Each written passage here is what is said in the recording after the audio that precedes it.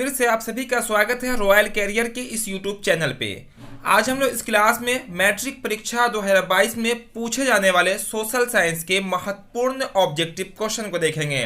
तो बस सब स्टूडेंट क्लास में आखिर तक बने रहेंगे और जिन स्टूडेंटों को आंसर पता हो, मालूम हो, वो हमारे साथ आंसर बताते चलेंगे, जिससे आपको यह पता चले कि आपकी तैयारी कैसी चल रही है। तो बस सब स्टूडेंट फटाफट आंसर भेजते रहेंगे। तो चलिए हम लोग बिना समय गवाए हुए क्लास को शुरू कर लेते हैं। उससे पहले यदि कोई क्लास में नए हो तो चैनल को सब्सक्राइब करके बेल आइकन जरूर दबा लेंगे, ताकि इस तरह का जो भी क्लास है हर एक क्लास का नोटिफिकेशन आपको मिलता रहेगा। तो चलिए फर्स्ट क्वेश्चन देखते हैं। आपके है स्क्रीन पे सामने, सब दोस्तों को शेयर कर देंगे फटाफट। पहला क्वेश्चन में कहा गया एक्ट ऑफ यूनियन किस वर्ष पारित हुआ। 4 विकल्प यहाँ दिए गए। जब तक हम विकल्प बताते हैं आप लोग आंसर बताएंगे। फर्स्ट विकल्प में है 1688, दूसरा आपका 1707, तीसरा आपका 1788 और चौथा विकल्प में है 1807। इसका जो राइट आंसर होगा, सही उत्तर जो होगा वो होगा विकल्प नंबर ए 1688 में। चलिए दूसरा प्रश्न आपके सामने आ गया। सब क्वेश्चन का आंसर आप बताएंगे। दूसरा प्रश्न में कहता है आपका सेडोन का युद्ध है ना, सेडोन का युद्ध में किसकी पराजय हुई। सेडोन का जब युद्ध हुआ था किसकी पराजय हुई थी, हार हुई थी, ये बतानी है। 4 विकल्प यहाँ है। पहला विकल्प में कहता आपका पर्शिया की, दूसरा आपका है सार्डिनिया की, तीसरा आपका ऑस्ट्रिया की, चौथा आपका नेपल्स की। इसका सही उत्तर जो होगा वो होगा आपका विकल्प नंबर सी ऑस्ट्रिया की। ठीक है, सेडोन के युद्ध में किसकी पराजय हुई थी, ऑस्ट्रिया की हुई थी। चलिए प्रश्न नंबर आपका 3। तीसरा प्रश्न में कहता है आपका अप्रैल थीसिस किसने तैयार किया। अप्रैल थीसिस एक पुस्तक है, किसने लिखा। पहला विकल्प लेनिन ने, दूसरा आपका ट्राटस्की ने, तीसरा विकल्प में दिया गया आपका क्रेंस्की ने, चौथा आपका स्टालिन ने। यहाँ पे सही उत्तर जो होगा वो होगा आपका विकल्प नंबर फर्स्ट लेनिन ने, जो कि आपका ऑप्शन नंबर ए में है। चलिए अगला प्रश्न नंबर है वो आपका 4। सबको दिख रहा है, बिल्कुल दिख रहा होगा। चौथा नंबर प्रश्न में कहता है रूस में नई आर्थिक नीति की शुरुआत किसने किया। ठीक है, रूस में नई आर्थिक नीति की शुरुआत किसने किया। 4 विकल्प यहाँ भी है। पहला आपका स्टालिन है, दूसरा आपका लेनिन है, तीसरा आपका क्रेंस्की है, चौथा आपका ट्राटस्की है। सही विकल्प जो होगा, सही इसका उत्तर जो होगा वो होगा आपका विकल्प नंबर सेकेंड, यानी कि बी लेनिन ने ही रूस में आर्थिक नीति की शुरुआत की। चलिए अगला प्रश्न नंबर है आपका वो 5। पांचवा नंबर प्रश्न में कहता है, उसको देख लेते हैं। कहा गया आपका वियतनाम युद्ध की समाप्ति किस अमेरिकी राष्ट्रपति के समय हुई। यानी कि जब वियतनाम में युद्ध की समाप्ति हुई उस समय अमेरिकी राष्ट्रपति कौन था। 4 विकल्प यहाँ भी है। पहला आपका है जॉर्ज वाशिंगटन, दूसरा आपका है निक्सन, तीसरा आपका है जॉन कैनेडी, चौथा बोला गया एफ रूजवेल्ट। इसका सही उत्तर जो होगा वो होगा आपका विकल्प नंबर बी निक्सन। वियतनाम युद्ध की समाप्ति के समय अमेरिकी राष्ट्रपति जो थे वो थे निक्सन। चलिए अगला प्रश्न नंबर रहेगा वो आपका 6। छठा नंबर प्रश्न में कहता है आपका जनेवा समझौता किस वर्ष हुआ समझौता, ये बतानी है। 4 विकल्प यहाँ मौजूद हैं। पहला आपका 1945, दूसरा आपका 1946, तीसरा 1954, चौथा बोला गया 1973। सही आंसर जो होगा वो होगा आपका विकल्प नंबर सी 1974। बहुत अच्छा, बहुत सारे स्टूडेंट आंसर बता रहे हैं। तो ज़्यादा लंबा हम आपको टाइम नहीं देंगे, क्योंकि आप लोगों की तैयारी बहुत अच्छी चल रही है। तो आप लोग फटाफट आंसर बता के भेजेंगे, क्योंकि जो 2022 में एग्जाम देने वाले स्टूडेंट हैं उनके लिए यह क्लास काफ़ी महत्वपूर्ण क्लास है। तो बस सब स्टूडेंट आखिर तक रहेंगे, हर एक क्वेश्चन का आंसर बताते रहेंगे। चलिए अगला प्रश्न है, प्रश्न नंबर रहेगा वो 7वां नंबर प्रश्न में कहता है स्वराज दल के अध्यक्ष कौन थे। स्वराज दल के अध्यक्ष बताने हैं। 4 विकल्प यहाँ मौजूद हैं। पहला विकल्प में है जवाहरलाल नेहरू, दूसरा आपका मोतीलाल नेहरू, तीसरा है मदन मोहन मालवीय, चौथा आपका है चित्तरंजन दास। तो इसका सही उत्तर जो होगा वो होगा आपका मोतीलाल नेहरू, विकल्प नंबर बी इसका राइट आंसर। चलिए अगला प्रश्न नंबर रहेगा वो आपका 8। 8वां नंबर प्रश्न में कहता है राष्ट्रीय स्वयंसेवक संघ की स्थापना कब और किसने की। राष्ट्रीय स्वयंसेवक संघ की स्थापना कब और किसने किया। 4 विकल्प यहाँ मौजूद हैं। पहला बोला गया 1923 गुरु गोलवलकर, तीसरा आपका है 1925 केवी हेडगेवर, चौथा आपका तीसरा विकल्प में 1926 चित्तरंजन दास, चौथा विकल्प में 1928 लालचंद। इसका सही उत्तर जो होगा, बहुत सारे स्टूडेंटों का सही सही आ रहा है। इसका right answer option number B 1925 में केवी हेडगेवर ने किया था। चलिए अगला प्रश्न, प्रश्न नंबर आएगा वो 9 नंबर प्रश्न में कहता है, उसको देखिए, कहा गया मुंबई में पहला कपड़ा मिल कब खुला। मुंबई में कपड़ा मिल जो बना था, सूती कपड़ा का मिल, वो कब बना था सबसे पहले। चार विकल्प यहाँ भी मौजूद हैं। पहला आपका 1845, दूसरा आपका 1850, तीसरा 1852, चौथा बोला गया 1853। इसका सही उत्तर क्या होगा, तो इसका जो सही आंसर होगा, सही उत्तर जो होगा वो होगा विकल्प नंबर डी 1853 में। 1853 में मुंबई में सबसे पहला सूती कपड़ा मिल का स्थापना किया गया था। चलिए अगला प्रश्न देखते हैं, प्रश्न नंबर हैगा वो आपका 10वां प्रश्न में कहता है औद्योगिक क्रांति सर्वप्रथम किस देश में हुई। औद्योगिक क्रांति किस देश में हुई थी। चार विकल्प यहाँ भी मौजूद है, फटाफट आंसर बताएंगे सब स्टूडेंट। कहा गया पहला विकल्प में इंग्लैंड, दूसरा आपका है जर्मनी, तीसरा आपका है फ्रांस, चौथा आपका अमेरिका। तो औद्योगिक क्रांति जो है सर्वप्रथम सबसे पहले जो हुई थी वो आपकी हुई थी इंग्लैंड में, यानी कि विकल्प नंबर ए जो है इसका राइट आंसर होगा। तो हम आपको साथ साथ ये बता दें कि ये आपका सोशल साइंस का तीसरा सेट है। 2 सेट हम पहले करा चुके हैं, मैथ और साइंस के भी बहुत सारे सेट तैयार हैं और हम करा चुके हैं, ठीक है। तो कल का जो क्लास होगा 3 बजे का क्लास याद रखिएगा, 3 PM में जुड़ना ना भूलेंगे, क्योंकि कल हम जीके का क्लास कराएंगे। जीके का आप धमाका क्लास होगा 3 बजे दोपहर से, है ना, दोपहर 3 बजे से होगा। तो सब स्टूडेंट जरूर जुड़िएगा कल के क्लास में 3 बजे, ठीक है। और फिर जो आपका टाइमिंग है क्लास का 6 बजे से, वो भी क्लास अपने समय पे होगा। तो चलिए हम लोग अगला प्रश्न देखते हैं, प्रश्न नंबर 11। उससे पहले यदि कोई क्लास में नए होंगे तो चैनल को सब्सक्राइब करके बेल आइकन जरूर दबा लेंगे, क्लास को लाइक भी कर देंगे सब स्टूडेंट। चलिए फटाफट आंसर बताइए 11 नंबर क्वेश्चन का। बोला गया बंगाल गजट क्या है। बंगाल गजट बताना है क्या है। पहला विकल्प है बंगाल विकास योजना है, दूसरा विकल्प में है बंगाल गरीब विकास योजना है, तीसरा एक समाचार पत्र है, चौथा बोला गया एक साहित्य पत्रिका है। तो बंगाल गजट जो है वो आपका एक समाचार पत्र है, यानी कि विकल्प नंबर सी इसका राइट आंसर होगा। समाचार पत्र का नाम है बंगाल गजट। चलिए अगला प्रश्न, प्रश्न नंबर है वो आपका 12 नंबर प्रश्न में कहता है, 12 नंबर प्रश्न में कहता बिहार में कितने प्रतिशत भौगोलिक क्षेत्र में वन का फैलाव है। देखिए यहाँ पे ध्यान से, तो बिहार में जो भौगोलिक क्षेत्र है उनमें जो वन का फैलाव है वो आपका आता है 7%, ठीक है। तो 7% तो यहाँ पे दिख नहीं रहा, तो यहाँ पे उसके आसपास का जो ऑप्शन है उसी को आंसर कर लेंगे। तो उसके आसपास का जो ऑप्शन है वो हो जाएगा आपका 5%, यही हो जाएगा इसका राइट आंसर, ठीक है। चलिए अगला प्रश्न देख लेते हैं, प्रश्न नंबर आएगा वो आपका 13 नंबर प्रश्न में कहता है आपका भारत के किस राज्य में वन का सबसे अधिक विस्तार है। भारत के किस राज्य में सबसे अधिक वन है, यानी कि जंगल है। चार विकल्प यहाँ ही मौजूद हैं। पहला बोला गया केरल, दूसरा आपका कर्नाटक, तीसरा मध्य प्रदेश, चौथा बोला गया उत्तर प्रदेश। तो सबसे अधिक वन का जो विस्तार है, फटाफट आंसर बताएंगे। इसका राइट उत्तर जो होगा, सही उत्तर जो होगा वो होगा आपका मध्य प्रदेश। मध्य प्रदेश में सबसे अधिक वन का फैलाव है।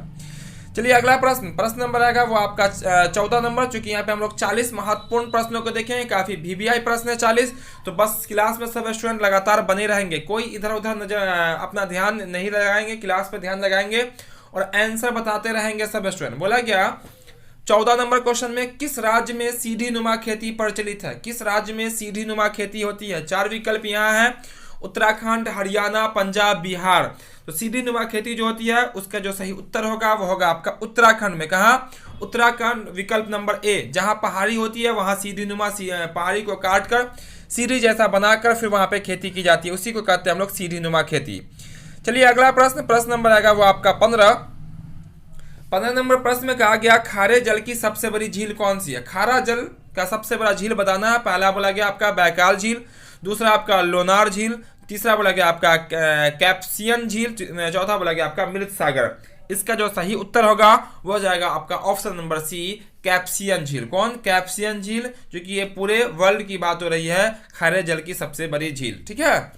चलिए अगला प्रश्न नंबर आएगा वो आपका 16 नंबर प्रश्न में कहता है मूंगफली का सबसे बड़ा उत्पादक राज्य कौन सा राज्य सबसे अधिक मूंगफली का उत्पादन करता है। चार विकल्प यहाँ मौजूद हैं। पहला बोला गया बिहार, दूसरा है आपका महाराष्ट्र, तीसरा आपका है गुजरात, चौथा बोला गया आपका कर्नाटक। तो मूंगफली का जो सबसे बड़ा उत्पादक राज्य है वो आपका है गुजरात, यानी कि विकल्प नंबर सी। चलिए अगला प्रश्न, प्रश्न नंबर आएगा वो आपका 17 नंबर प्रश्न में कहता है बेंगलुरु किस राज्य में है। बेंगलोर जो है वो किस राज्य में, आपको पता होनी चाहिए कि बेंगलोर जो है वो कोई किसी राज्य का नाम नहीं है। बेंगलोर किस राज्य में है, चारों विकल्प यहाँ दिया गया। पहला है आपका कर्नाटक, दूसरा आपका है महाराष्ट्र, तीसरा आपका है तमिलनाडु, चौथा बोला गया आंध्र प्रदेश। तो आपका जो बेंगलोर है वो आपका है कर्नाटक राज्य में, कहा कर्नाटक राज्य में है आपका बेंगलोर। चलिए अगला प्रश्न, प्रश्न नंबर आएगा वो 18 नंबर प्रश्न में कहता है बरौनी में किस मार्ग से यहाँ पे होनी चाहिए, किस मार्ग से कच्चा तेल पहुंचाया जाता है, किस रास्ते से बरौनी में कच्चा तेल पहुंचता है। चार विकल्प दिए गए हैं। पहला आपका रेल मार्ग से, दूसरा आपका पक्की सड़क से, तीसरा आपका पाइपलाइन से, चौथा आपका वायुयान से। तो आप जब पढ़े होंगे परिवहन ज्योग्राफी में तो आपको पता चल गया होगा, बहुत सारे स्टूडेंटों का आंसर इसका पता है। तो फटाफट आंसर बना के बताते रहेंगे। तो इसका जो सही उत्तर होगा वो होगा आपका पाइपलाइन से। आपको पता होगा असम से बरौनी तक पाइपलाइन बनी हुई है, उसी पाइप के माध्यम से बरौनी में तेल पहुंचाई जाती है, वहां डाली जाती है तो यहाँ निकलता है, ठीक है, पाइपलाइन।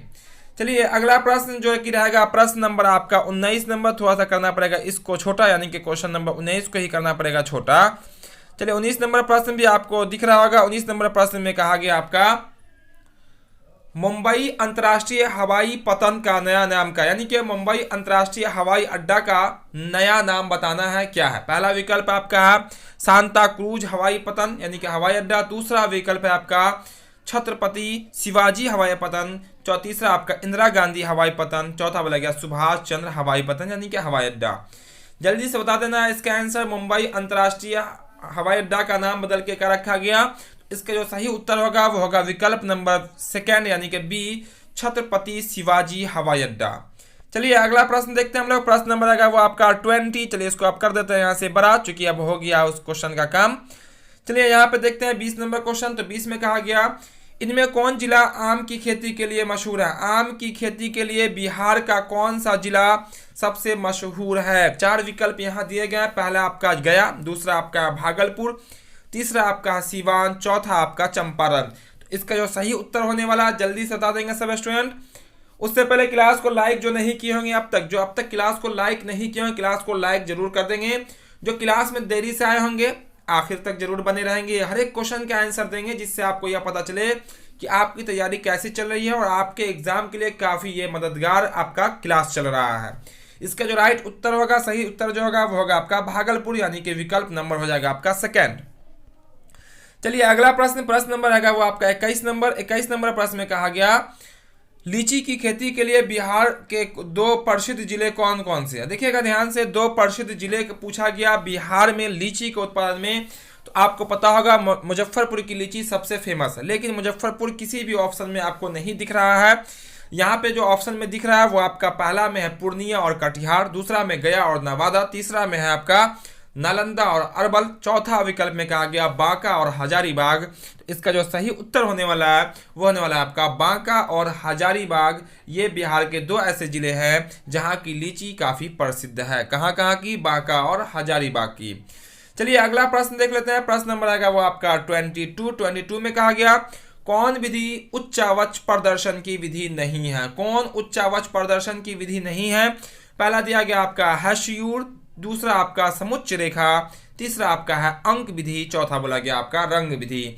इसका जो सही उत्तर होगा कौन नहीं है तो वो होगा आपका विकल्प नंबर सी, अंक विधि, है ना। अंक विधि से उच्चावच प्रदर्शन नहीं किया जाता।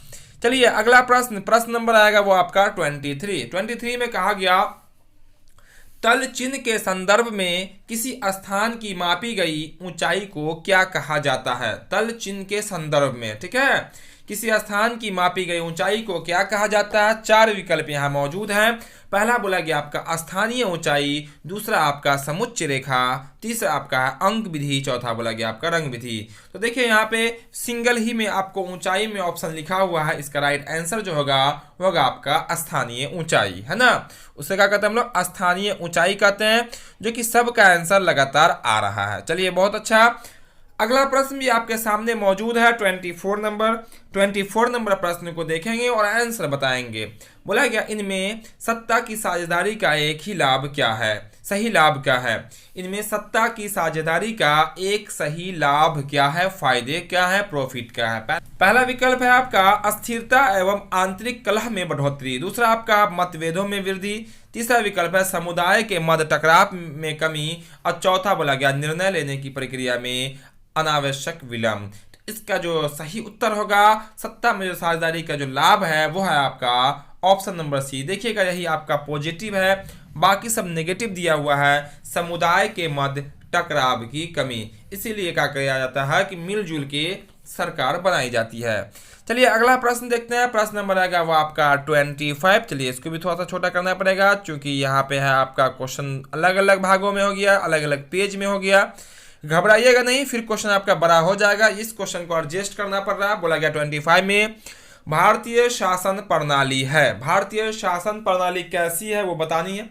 4 विकल्प यहाँ भी है। पहला बोला गया आपका संघात्मक, दूसरा बोला गया एकात्मक, तीसरा आपका बोला गया अर्ध संघात्मक, चौथा बोला गया न संघात्मक और न एकात्मक। तो भारत की जो शासन प्रणाली है वो आपकी है संघात्मक। क्या आपका संघात्मक शासन प्रणाली है, यानी विकल्प नंबर फर्स्ट इसका सही उत्तर होगा। चलिए अब आ गया क्वेश्चन नंबर 26। यहाँ पे 26 नंबर क्वेश्चन को देखेंगे। तो 26 में जो कहता है उसको देख लेते हैं। 26 का क्वेश्चन है बेल्जियम के किस शहर में स्कूलों में फ्रेंच बोलने पर रोक लगा दी गई है ना। बेल्जियम के किस शहर के स्कूलों में फ्रेंच बोलने पर रोक लगा दी। 4 विकल्प यहाँ मौजूद हैं।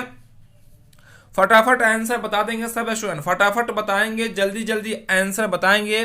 तो इसका जो राइट आंसर होगा वो होगा आपका विकल्प नंबर सी मर्च टेम। क्या होगा आपका मर्च टेम। विकल्प नंबर सी मर्च टेम में आपको फ्रेंच बोलने पर रोक लगा दी गई थी। चलिए अगला प्रश्न देखते हैं। प्रश्न नंबर आएगा आपका 27 नंबर प्रश्न में कहता है आपका, देखिएगा यहाँ पे भारतीय संविधान में अधिकारों की सूची है। भारतीय संविधान में अधिकारों की कितनी सूची है? 4 विकल्प यहाँ मौजूद है। पहला में बोला गया ए में बोला गया 2, बी में है आपका 3, सी में आपका 4 और डी में आपका 5। तो भारतीय संविधान में अधिकारों की जो सूचियां हैं वो आपकी है 3, यानी कि विकल्प नंबर होगा इसका बी सही उत्तर। चलिए अगला प्रश्न, प्रश्न नंबर आएगा 28 भी क्वेश्चन आपके सामने। कहा गया 28 में निम्नलिखित में कौन सा पंचायती राज के त्रिस्तरीय, क्या आपका त्रिस्तरीय संरचना का भाग नहीं है? कौन त्रिस्तरीय संरचना का भाग नहीं है वो बतानी है। पहला आपका है ग्राम पंचायत, दूसरा आपका है पंचायत समिति, तीसरा आपका जिला परिषद, चौथा बोला गया आपका राज्य परिषद। तो ध्यान दीजिएगा ये तीनों जो है आपको ग्राम पंचायत से ही उपलब्ध है बनते हैं, लेकिन ये जो राज्य परिषद है वो ग्राम पंचायत के अंतर्गत नहीं आता है, यानी कि ग्राम पंचायत के त्रिस्तरीय संरचना का भाग नहीं है, वह आपका राज्य परिषद। चलिए अगला प्रश्न देखेंगे। प्रश्न नंबर आएगा वो आपका 29 नंबर प्रश्न में कहता है 1974 में संपूर्ण क्रांति का नेतृत्व किसने किया था? बहुत ही लोकप्रिय क्वेश्चन है। 1974 की जब क्रांति हुई थी तो संपूर्ण क्रांति का नेतृत्व किसने किया था? पहला विकल्प है नीतीश कुमार, दूसरा आपका जयप्रकाश नारायण, तीसरा आपका इंदिरा गांधी, चौथा बोला गया आपका मोरारजी देसाई। तो सही उत्तर जो होगा, सही इसका जो आंसर होगा वो होगा आपका जयप्रकाश नारायण, है ना। लोक नायक जयप्रकाश नारायण इनका पूरा नाम था। चलिए अगला प्रश्न 30वां प्रश्न कहते हैं। 30 नंबर प्रश्न को देखते हैं। बोला गया चिपको आंदोलन का संबंध है। चिपको आंदोलन का किससे संबंध है? देखिएगा हम यहाँ पे बहुत सारे सेट कराए हैं, तो हर एक सेट में आपको चिपको आंदोलन से संबंधित तरह तरह के question, same to same question नहीं, अलग अलग तरह के क्वेश्चन, लेकिन चिपको आंदोलन से जुड़े हुए क्वेश्चन जरूर आप देखे होंगे। तो अगर आपको पीछे कराए गए सेट को लेना हो, उसका PDF लेना हो, तो आप हमारे दिए गए व्हाट्सएप नंबर पे कमेंट करेंगे, आपको हर एक क्लास का PDF उपलब्ध हो जाएगा आंसर के साथ। यहाँ पे तो आपको आंसर नहीं दिख रहा, लेकिन PDF में आपको आंसर भी दिखेगा। और जो चैनल पे देरी से आए होंगे, क्लास में जो देरी से आए होंगे, क्लास को लाइक जरूर कर देंगे, और जो चैनल पे नए होंगे सब्सक्राइब करके बेल आइकन जरूर दबा लेंगे। इसका सही उत्तर क्या होगा? वो होगा आपका पर्यावरण की सुरक्षा, विकल्प नंबर सुरक्षा, यानी कि विकल्प नंबर सी। जैसे पहला देखिएगा तो कहा गया आपका शराबखोरी, इससे चिपको आंदोलन का कोई संबंध नहीं है। दूसरा आपका स्वतंत्र तेलंगाना राज्य की मांग, इससे भी कोई मतलब नहीं है। चिपको आंदोलन का जो मुख्य उद्देश्य था वो था आपका पेड़ों की रक्षा करना, यानी कि वन को सुरक्षित रखना। जब वन सुरक्षित रहेगा फिर आपका पर्यावरण भी सुरक्षित रहेगा। तो चलिए हम लोग अगला प्रश्न देख लेते हैं। प्रश्न नंबर आएगा वो आपका 31, चूंकि यहाँ पे अलग अलग पेज में चला गया, पहले नहीं गया था, लेकिन यहाँ पे अभी आपको इसको छोटा करना पड़ गया फिर भी, लेकिन आपको पूरा स्पष्ट दिखाई जरूर दे रहा होगा।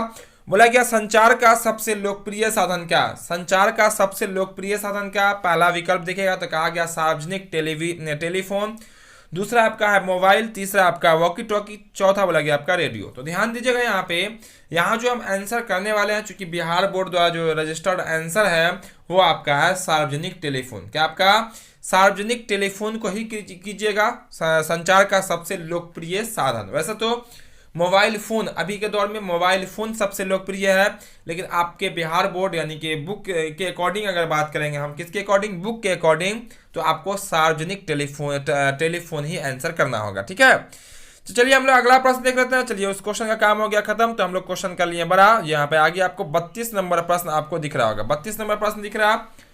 बोला गया 32 नंबर प्रश्न में, उसको देखिए 32 नंबर का प्रश्न कहता है इनमें कौन से देश में मिश्रित अर्थव्यवस्था? मिश्रित अर्थव्यवस्था किस देश में है ये बतानी है। पहला विकल्प आपका अमेरिका है, दूसरा आपका रूस है, तीसरा विकल्प में भारत है, चौथा में बोला गया इनमें से कोई नहीं। तो मिश्रित अर्थव्यवस्था वाला जो देश है वो आपका है भारत। कौन है? भारत है। भारत में मिश्रित अर्थव्यवस्था पाई जाती है। चलिए अगला प्रश्न नंबर आएगा वो आपका 33 नंबर प्रश्न में कहता है आपका देखिएगा निम्नलिखित में कौन मिश्रित अर्थव्यवस्था की विशेषता? मिश्रित अर्थव्यवस्था की क्या विशेषताएं हैं? चारों विकल्प में ढूंढिए। पहला बोला गया यहाँ पे निजी क्षेत्र, दूसरा बोला गया आपका सार्वजनिक क्षेत्र, और तीसरा विकल्प में कहता ए और बी दोनों, चौथा में बोला गया इनमें से कोई नहीं। तो इसका सही उत्तर क्या होगा?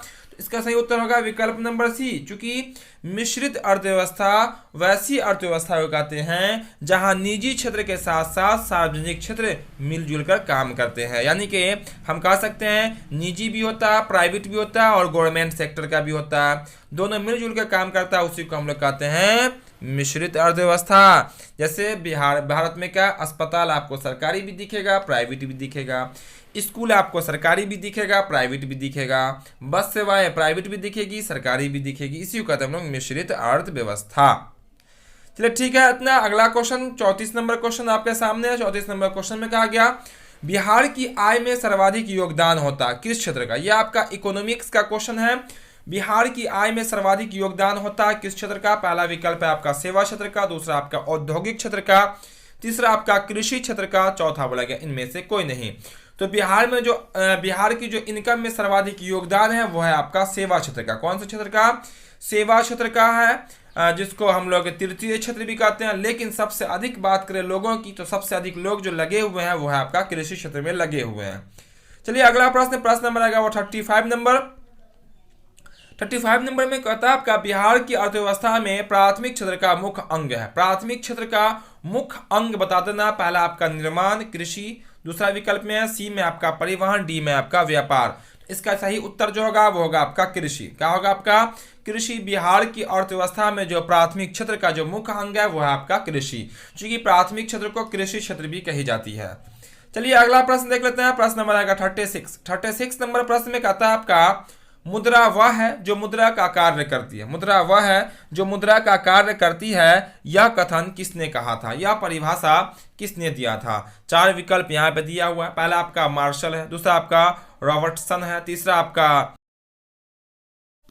तीसरा विकल्प में आपका विदरस ने, चौथा बोला गया आपका सेलिगम मैन ने। इसका जो राइट आंसर होगा वो होगा आपका विकल्प नंबर सी, विदरस ने कहा था मुद्रा वह है जो मुद्रा का कार्य करती है।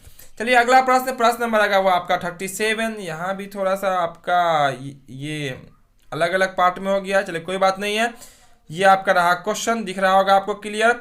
बोला गया क्वेश्चन नंबर 37 में वित्तीय संस्थाओं में किन संस्थाओं को सम्मिलित किया गया? वित्तीय संस्था में किन संस्थाओं को सम्मिलित किया गया? चार विकल्प में ये मौजूद है। पहला बोला गया आपका व्यावसायिक बैंक, दूसरा बोला गया सहकारी साख समिति, तीसरा बोला गया आपका बीमा कंपनी, चौथा बोला गया उपरोक्त सभी। आंसर का होगा आपका उपरोक्त सभी तीनों, यानी तीनों जो आपका व्यावसायिक बैंक हो जाएगा, सहकारी साख समितियां हो जाएगी, बीमा कंपनी है, सब जो है आपका वित्तीय संस्थाओं के संस्थान है। ठीक है, चलिए अगला प्रश्न देख लेते हैं। प्रश्न नंबर आएगा वो आपका 28 नंबर, ये भी आपके सामने है और वो भी क्लियर है पूरा, तो बताइएगा जल्दी से इसका आंसर। तो मुद्रा क्वेश्चन पहले पढ़ लेते हैं। क्वेश्चन बोला गया मुद्रा बाजार की संस्थागत वित्त संस्थानों में कौन सर्वाधिक महत्वपूर्ण, देखिए कौन सर्वाधिक महत्वपूर्ण है सभी चारों में से। पहला बोला गया आपका व्यावसायिक बैंक, दूसरा बोला गया सहकारी समितियां, तीसरा बोला गया आपका महाजन, चौथा यानी कि डी में है आपका व्यापारी। तो मुद्रा बाजार की जो संस्थागत है वित्त का साधन में वो है आपका व्यावसायिक बैंक। क्या हो जाएगा आपका व्यावसायिक बैंक, यानी कि विकल्प नंबर फर्स्ट यानी कि ए। चलिए 39 नंबर प्रश्न में क्या कहता है उसको देखते हैं। 39 नंबर प्रश्न में कहता है आपका एक अर्थव्यवस्था के किस क्षेत्र को सेवा क्षेत्र कहा जाता है। सेवा क्षेत्र कौन सा क्षेत्र, सेवा क्षेत्र किसको कहा जाता है। चार विकल्प यहाँ मौजूद है, प्राथमिक क्षेत्र को, द्वितीय क्षेत्र को, तृतीय क्षेत्र को, इनमें से तीनों को। तो तृतीय ये जो आपका सेवा क्षेत्र जो कहलाएगा, चलिए बहुत अच्छा, तृतीय क्षेत्र, तृतीय क्षेत्र को सेवा क्षेत्र, प्राथमिक क्षेत्र को कृषि क्षेत्र, द्वितीय क्षेत्र को औद्योगिक क्षेत्र। एक बार नहीं, दो बार नहीं, बहुत बार बता चुके हैं इसका कंसेप्ट। चलिए अगला प्रश्न देख लेते हैं हम लोग। प्रश्न नंबर रहेगा वो आपका 40 नंबर। 40 नंबर प्रश्न में कहता है उसको देखते हैं। बोला गया इनमें कौन प्राकृतिक आपदा नहीं है, कौन प्राकृतिक आपदा क्या बोला गया नहीं है, ये बतानी है। तो प्राकृतिक आपदा कौन सी नहीं है यहाँ पे, पहला विकल्प में देखिएगा तो सुनामी है, दूसरा आपका आतंकवाद है, तीसरा बोला गया आपका बाढ़, चौथा बोला गया आपका भूकंप। तो देखिए सुनामी जो है वो प्राकृतिक आपदा, आपका बाढ़ प्राकृतिक आपदा, भूकंप प्राकृतिक आपदा, लेकिन आपको पता चल गया होगा कि इसका आंसर कौन होगा, वो होगा आपका आतंकवाद। आतंकवाद जो है वो आपका यहाँ पे प्राकृतिक आपदा नहीं होगा। तो ये थे आज के क्लास के काफ़ी महत्वपूर्ण, काफ़ी VBR 40 सोशल साइंस के ऑब्जेक्टिव क्वेश्चन, जो कि वर्ष 2022 यानी कि बस अब कुछ दिनों बाद आपका जो एग्ज़ाम होने वाला बोर्ड एग्ज़ाम 2022 फरवरी में 17 फरवरी, उसके लिए यह काफ़ी महत्वपूर्ण क्लास था। तो जो क्लास में देरी से आए होंगे, क्लास को पुनः फिर से आप रिपीट कर लेंगे, कोई भी एक भी क्वेश्चन आपको मिस नहीं होना चाहिए। और जिन स्टूडेंट को लेना हो पीडीएफ क्लास का, तो हमारे दिए गए व्हाट्सएप नंबर पे कमेंट करेंगे, आपको पीडीएफ उपलब्ध हो जाएगा। और कल नहीं भूलेंगे दोपहर के 3 बजे है ना, 3 PM में, और जो कि आपका होगा यहाँ पे जीके क्लास दोपहर के 3 बजे। जरूर जुड़िएगा उस क्लास से, काफ़ी मज़ा आने वाला है उस क्लास में। समय जरूर याद रखिएगा, जिसमें हम लोग जीके के बहुत ही इंटरेस्टिंग क्वेश्चन को देखने वाले हैं। तो जो क्लास में देरी से आए होंगे, क्लास को लाइक जरूर कर देंगे। अगर आपको अच्छा लगा हो तो लाइक तो बनता ही है, और जो चैनल पे नए होंगे चैनल को सब्सक्राइब करके बेल आइकन जरूर दबा लेंगे, ताकि इस तरह का जो भी क्लास है हर एक क्लास का नोटिफिकेशन आपको मिलता रहेगा, और आप बिल्कुल आसानी पूर्वक समय रहते आप अपनी तैयारी पूर्ण रूप से यानी कि 100% आप कर पाएंगे। तो फिर मिलते हैं कल दोपहर के क्लास शाम के 3 बजे। जय हिंद।